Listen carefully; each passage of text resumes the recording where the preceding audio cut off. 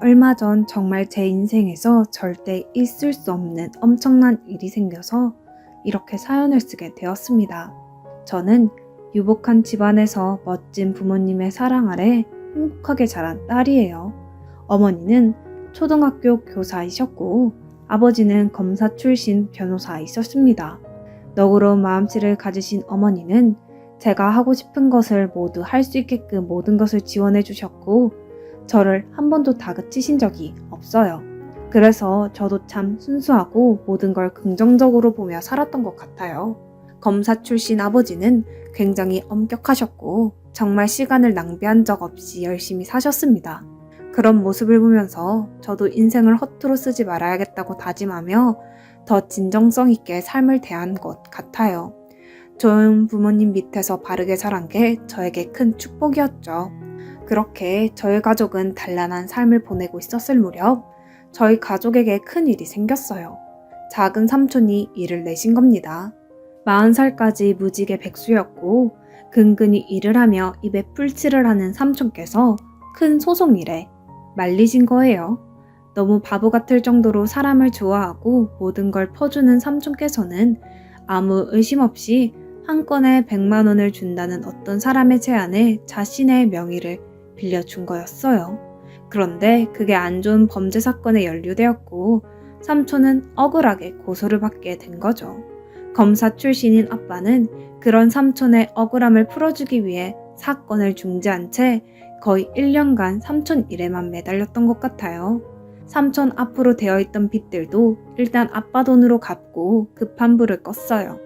하지만 재판이라는 게 며칠 몇 달 만에 뚝딱 끝나는 게 아니라 조급해 하셨죠. 삼촌이 너무너무 억울해하고 구치소 안에서 하루를 버티는 걸 힘들어해서 약을 먹으며 겨우 살고 있었거든요. 그런 삼촌이 언제라도 극단적인 선택을 해도 이상하지 않을 정도였습니다. 징역형이 떨어지자 아빠는 바로 항소를 했고 2심에서는 집행유예가 선고되었어요. 하지만 검사 측에서 항소를 했고 그렇게 삼촌은 거의 2년이 넘는 시간 동안 죄 없이 감옥에서 눈물을 흘리며 세월을 보내고 있었습니다. 다행히 다음 재판에서 삼촌의 무죄가 밝혀졌고 명의 관련한 처벌만 받게 되었어요. 삼촌이 세상 밖에 나왔을 때 저희 집은 이미 많이 힘들어진 상태였습니다. 거의 몇 년간 수입이 없다시피 살았고 아빠도 심적으로 많이 힘들어서 건강 쪽에 큰 이상이 생겼어요. 복부에서 큰 종기 수백 개가 발견되었거든요. 레이저로 지지는 것도 한계가 있어서 복부를 열고 수술을 했는데 수술 도중 다른 부위에 암이 발견되어 아버지는 모든 일을 접은 겁니다. 검사로 활동하실 때 크고 굵직한 사건들을 맡았는데 그때 스트레스를 크게 받으셔서 한번 쓰러지셨고 그 후에 변호사로 전향하신 거거든요. 변호사 하면서도 스트레스가 심했는데 삼촌이 그렇게 되고 난 후에는 스트레스가 심해진 거죠. 수술을 다 끝내고 항암 치료까지 끝낸 아버지는 다행히 건강을 되찾으셨지만 그전과는 많이 다른 사람이 되었어요. 처음에는 1분 2초가 아까워 시간을 허투루 쓰지 않고 정말 침대에 눕기 전까지 지쳐 쓰러져 일을 하셨지만 삼촌의 사건 발생과 아빠의 암 치유 후 가치관이 바뀐 거였지요. 삶을 너무 진지하게 받아들이지 말고 물 흘러가듯이 그렇게 살짝 어깨에 짐을 내려두고 자연과 함께 지내자고요. 그런 아버지가 하루는 저를 부른 뒤 진지하게 말씀하시는 겁니다. 수연아, 아빠 삼촌이랑 시골 내려가서 농사 지으려고 한다. 수연이 이제 대학 가고 다 컸으니 엄마 아빠 품에서 떠나도 괜찮지? 학기에는 기숙사에서 살고 방학 기간에는 내려와 있으면 되고 수연이도 알다시피 아빠 건강이 많이 안 좋아졌어. 삼촌도 이제는 아빠가 데리고 있으면서 삶을 안정시켜줘야 할 것 같아서 네 엄마도 예전부터 기농기농거리고 시골에서 살고 싶다고 했기에 지금이 딱 맞는 시기인 것 같다 라며 기농을 선포하신 겁니다. 검사 출신 변호사인 아버지가 농부가 되기로 결심하신다는 건 절대로 쉬운 일이 아니었어요. 하지만 아빠가 얼마나 오랫동안 고민한 줄 알았기 때문에 저는 반대할 틈도 없이 농부로서의 제2의 인생을 살게 될 아버지를 응원했습니다. 오히려 좋다고 나는 자취하면 되고 내 걱정은 하지 말라고 하면서요. 그렇게 저희 가족은 저를 빼고 강원도 시골로 내려가 터를 잡았어요. 외할머니가 사셨던 빈집을 허물고 그 위에 집을 올리고 앞에 있던 텃밭과 뒤에 있는 비닐하우스에 농사를 시작한 거죠. 농업 조합원이 되고 아버지는 완전히 농업인으로 등록이 되셨습니다. 더럽고 인간 같지도 않은 일들을 다루며 누군가를 변호하고 또 누군가를 감옥에 넣어야 하는 일을 하셨던 아버지는 농사를 지으면서 정말 내 옷을 입었다는 느낌을 많이 받으셨다고 하셨어요. 흐르는 겨울 소리에 귀를 막히고 노랗게 익은 벼 사이로 몸을 비집고 들어가 작물을 돌보는 일은 나의 마음을 충만하다 못해 날아가게 만든다며 제게 시 같은 편지를 써서 보내기도 하셨고요. 엄마는 워낙 아이들을 가르치는 걸 좋아하셔서 시골에 있는 아이들을 모아 영어를 알려주시며 그렇게 행복한 삶을 사셨어요. 저도 참 좋았죠. 그 와중에 동네 사람들이 법적으로 자문할 게 있으면 아빠를 바로 찾아갔으니 귀농에 적응하는 것은 그리 어렵지 않았어요. 아버지는 모두에게 필요한 사람이 되어 있으니 말이죠. 삼촌도 처음에는 우울증 때문에 약을 달고 살고 귀농을 해도 자꾸 몸이 무거워서 움직이지 못했지만 아빠의 도움 덕에 다행히 귀농 생활에 적응하고 안정을 찾은 듯 했습니다. 저는 경기도에서 학교를 다니며 유학 교육과인 제 전공을 살려 미래를 찾기 위해 열심히 살았어요. 유치원에 실습도 가고 또 봉사활동도 하면서 더 좋은 사람이 되기 위한 발판을 만들고 있었죠. 그러던 도중에 제가 한 남자를 만나게 되었어요. 친구들과 강남역에서 놀고 있을 때 한 남자가 저희 테이블로 와서는 제게 갑자기 번호를 묻더라고요. 저는 너무 황당하기도 했고 강남역에는 그냥 권력 있고 여자 쉽게 보는 남자들이 많으니까 이놈도 그중 한 무리겠구나 생각해서 번호를 안 줬죠. 그렇게 무한한 상황을 피하고 그 사건이 생긴 다음 주쯤 봉사활동을 갔는데 제 번호를 물어본 그 남자가 있는 겁니다. 보육원 한쪽에서 땀을 뻘뻘 흘리며 애들 귀저귀를 벅벅 빨고 있는데 순간 제 눈을 의심했어요. 정말 강남역에서 본 그 남자가 맞나 싶었고 놀랐죠. 제가 그동안 사람들을 너무 색안경 끼고 봤구나 하고 스스로 반성을 했습니다. 그 남자를 마주치기가 창피해서 몸을 돌려서 다른 방에서 일을 하고 있을 때 누군가 제 등을 톡톡 치는 겁니다. 깜짝 놀라 뒤를 돌아보니 그 남자가 웃으면서 있는 겁니다. 우리 저번에 강남역에서 만나지 않았어요? 내가 너무 갑자기 앞뒤도 없이 번호 물어봐서 많이 당황했죠. 나도 후회 많이 했어요. 그런데 여기서 만나네요. 진짜 신기해요. 이것도 인연인데 우리 친하게 지냅시다. 여기 정기봉사 오시는 거예요? 저는 여기서 봉사한 지 몇 년 됐어요. 궁금한 거 있으면 언제든지 물어봐 주세요. 아, 안녕하세요. 네. 제가 너무 무한하게 거절했죠.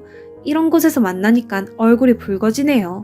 저는 단순히 번호만 따는 그냥 날티나는 사람인 줄 알았는데 이렇게 진정성 있고 좋은 일 하고 계시는 줄 몰랐어요.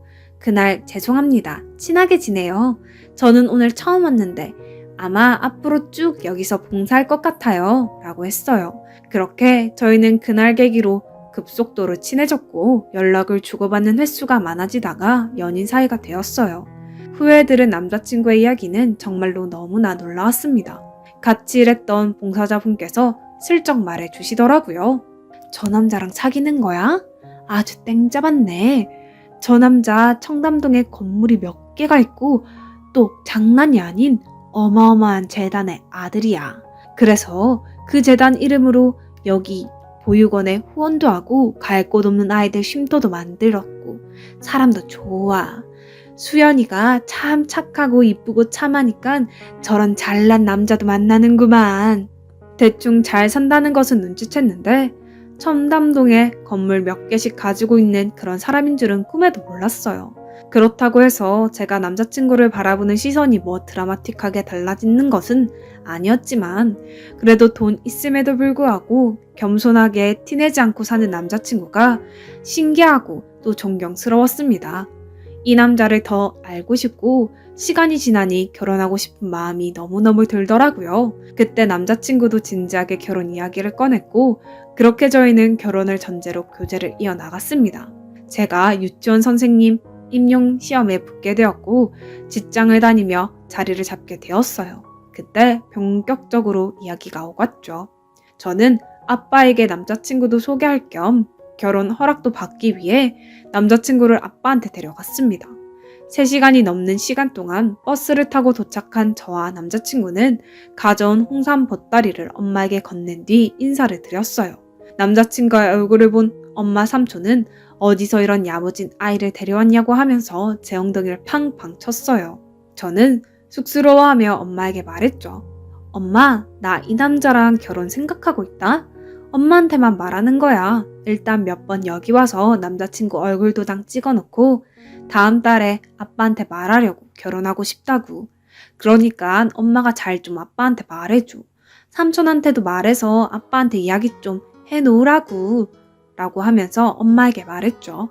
엄마는 알겠다고 건실하게 생기고 예의 바른 것 같아서 엄마는 바로 사익감으로 합격이라고 말한 뒤 저를 밀어줬습니다.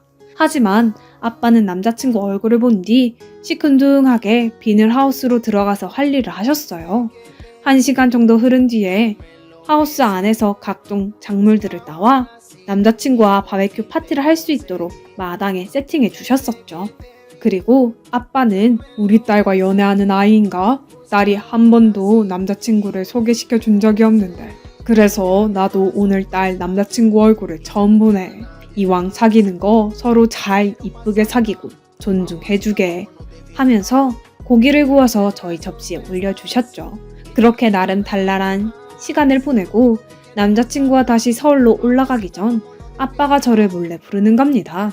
딸, 아빠는 딸이 누구랑 사귀는지 신경은 안 쓴다만 저 남자는 사윗감으로 안 된다.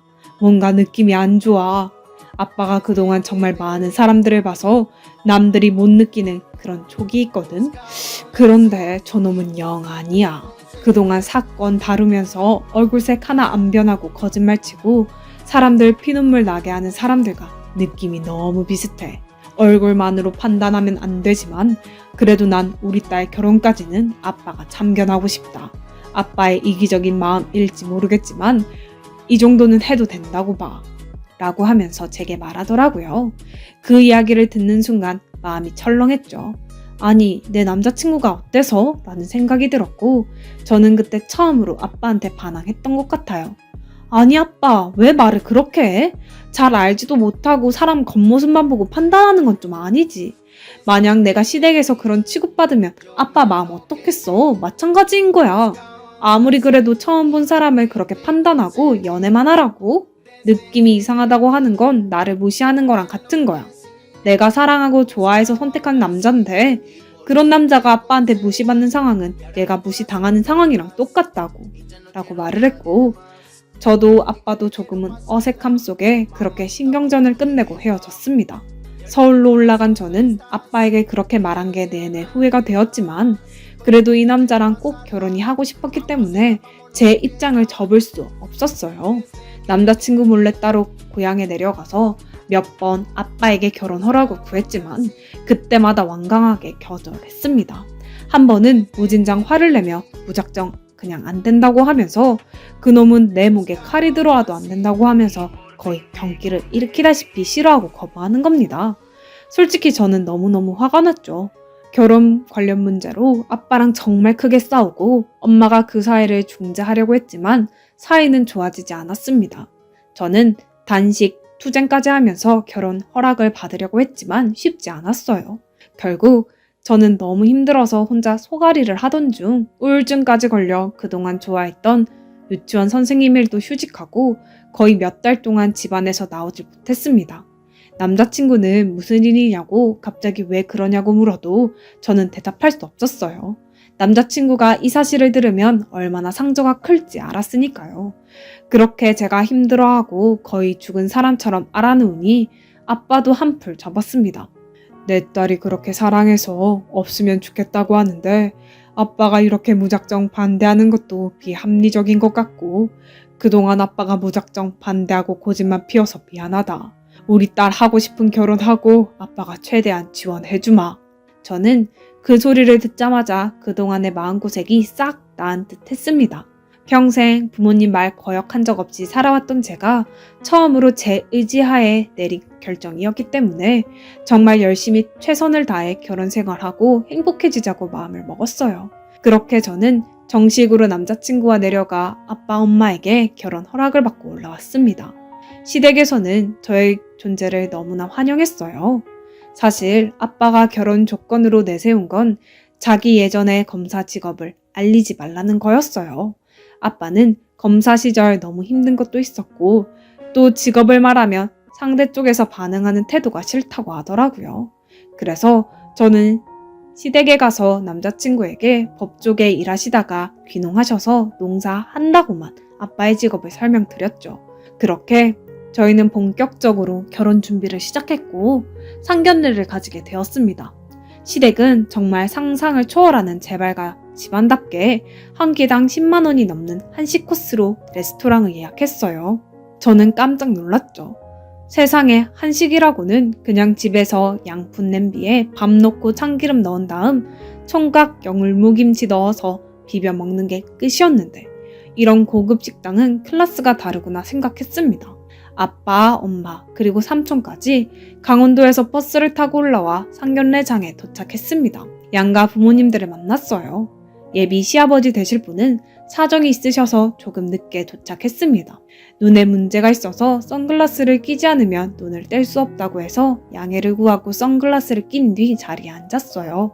그런데 반대쪽에 있던 아버지의 표정이 너무 안 좋은 겁니다. 저는 아버지의 허벅지를 툭 친 뒤 제발 표정을 풀라는 신호를 보냈어요. 하지만 아빠는 계속 갸우뚱하며 뭔가를 의심스러워하는 표정을 짓는 겁니다. 저는 너무 곤란했어요. 하지만 아빠 삼촌이 자꾸 분위기를 띄우려고 재미있는 이야기도 많이 하고 남자친구 칭찬을 해서 상견례는 무사히 진행되는 듯 했어요. 잠깐 예비 시아버지께서 급한 전화가 왔다고 하신 뒤 자리를 비우셨고 아빠도 화장실에 갔다 온다고 한 뒤 밖으로 나가셨어요. 조금은 한숨 돌릴 수 있었죠. 그런데 그때 상견례 문을 열고 들어오는 아빠의 얼굴이 너무 심상치 않았습니다. 그리고 저를 불렀어요. 잠깐 나와보라고요. 조금 곤란했죠. 왜 그러냐고 말을 했지만 아빠는 손짓을 하며 저를 계속 불렀습니다. 그리고 저를 불러 충격적인 말을 하는 것입니다. 너 사이비 종교 대표이사 사기꾼 알지? 아빠가 그거 검사할 때 맡았던 것도 알지? 중간에 압박에 의해서 담당 검사가 다른 사람으로 바뀌었지만 아빠가 그 사건 계속 파고들었잖아. 네 시아버지라고 나온 사람이 그 사람인 것 너 알고 있었어? 알고서 결혼하고 싶다고 한 거야?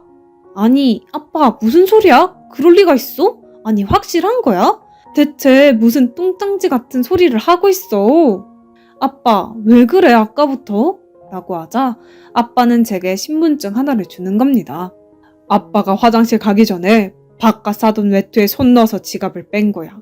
거기에 있던 신분증이고 이거 위조된 거 알고 있니? 방금 검사 후배 시켜서 조화해보니까 아예 없는 사람으로 나오더라.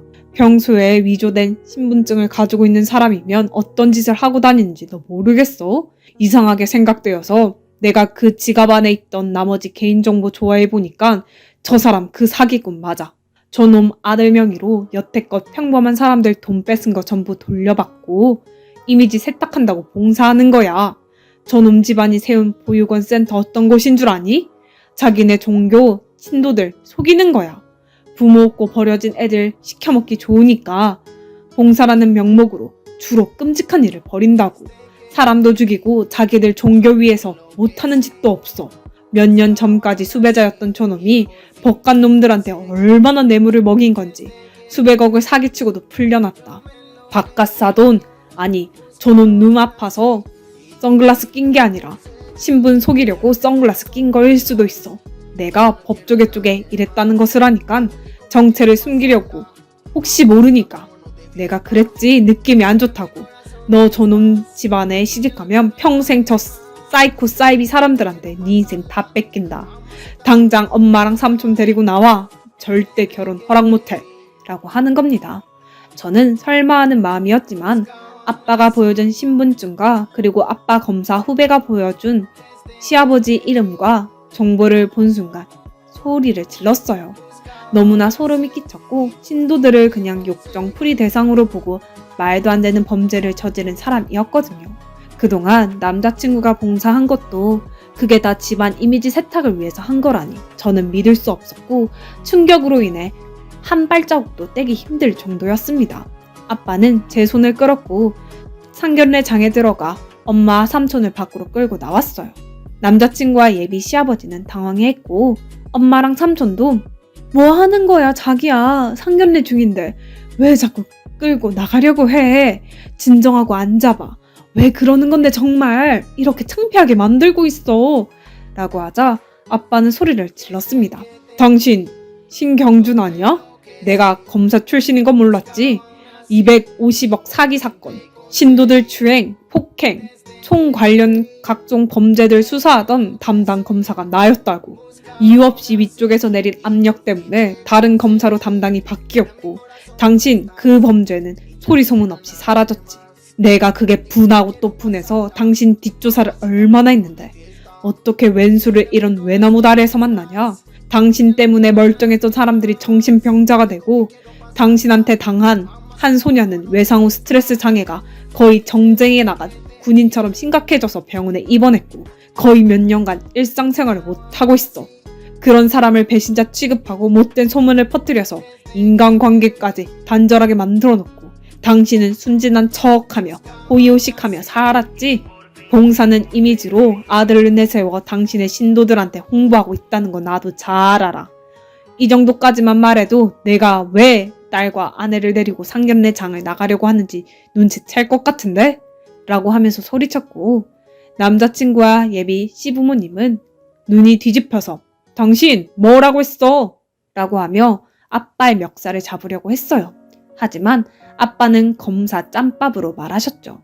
신체에 위협을 가하거나 원치 않은 접촉을 할 경우 소송 가능한 거 모르냐고. 나도 검사 출신이라 빽 맞고 아는 사람 많아서 당신만큼 소송에서 힘 발휘할 수 있으니까 당장 그 손 떼라고 엄포를 했죠.